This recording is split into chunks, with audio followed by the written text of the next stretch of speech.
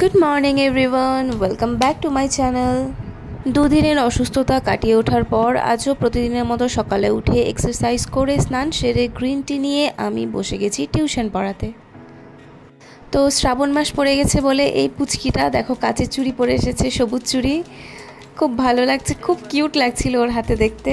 তারপর টিউশন ছুটি দিয়ে আমি আমাদের বাড়ির স্পেশাল মেম্বারের জন্য খাবার রেডি করে দিলাম। আমাদের বাড়ি ইনি আবার বাকিদের থেকে এক্সেপশনাল, উনি মাছ খান না, উনি শুধু দুধ আর ঘি দিয়ে ভাত খেতে পছন্দ করেন, তাই আমি ঘি ভাত মেখে দিলাম। 2-3 বার গ্রিন টি না নিলে আমার দিন কাটে না। তারপর আমি আবার গ্রিন টি নিয়ে নিলাম। গ্রিন টি খেতে খেতে ভাবলাম যে আজকের রান্নাটা কেননা আমিই করে ফেলি। রান্না করাটাও আমার কাছে খুব একটা শখের জিনিস।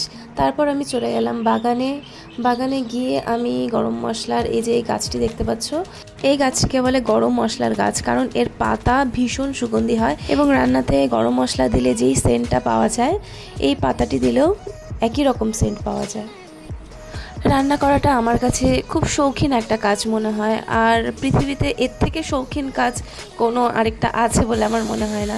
কিন্তু আমাদের বাড়িতে ঠিক উল্টোটাই হয়। আমি রান্না করতে চাই কিন্তু মা আমাকে করতে দেয় না, কারণ আমি রান্না করতে গেলেই ব্যথা পাই, কেটে যায় বা পুড়ে যায়, কিছু একটা হয়, তাই মা আমাকে রান্না করতে দেয় না। কিন্তু আমার রান্না করতে ভীষণ ভালো লাগে। রান্না কমপ্লিট করে সবাই মিলে খেতে বসে গেলাম। তারপর খাওয়া দাওয়া কমপ্লিট করে আমি খাতা দেখতে বসলাম। আজ সকালে টিউশনে এক্সাম নিয়েছিলাম, আমি ক্লাস 8-এর ম্যাথ এক্সাম, তো ওদেরই খাতাগুলো চেক করছিলাম।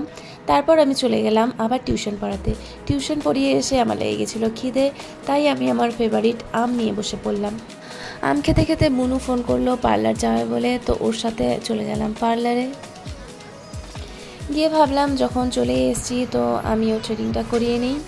তারপর পার্লার থেকে বেরিয়ে বুনু চলে গেল বাড়িতে, আর আমি চলে গেলাম আবার টিউশন পড়াতে। টিউশন পড়িয়ে এসে দেখি পুচকুটা আমার জন্য ওয়েট করছে। তারপর ওকে আবার খেতে দিলাম, একটু খেতে দিয়ে দেন আমি ডিনার করে নিলাম।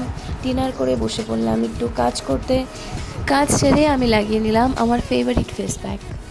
তারপর প্যাক ধুয়ে এসে লাগিয়ে নিলাম আমার ময়শ্চারাইজার। এটা আমার প্রতিদিন রাতের ম্যান্ডেটরি স্কিন কেয়ার রুটিন একটি। সব কিছু ভুলে গেলেও আমি এটি লাগাতে কখনো ভুলি না। আর তোমাদেরকে আমি বলেছিলাম যে স্যাটারডে আমার একজন স্পেশাল গেস্ট আসবে, তো আনফর্চুনেটলি ও আজকে আসতে পারেনি, কারণ গেস্টের মা ভীষণ পরিমাণ অসুস্থ।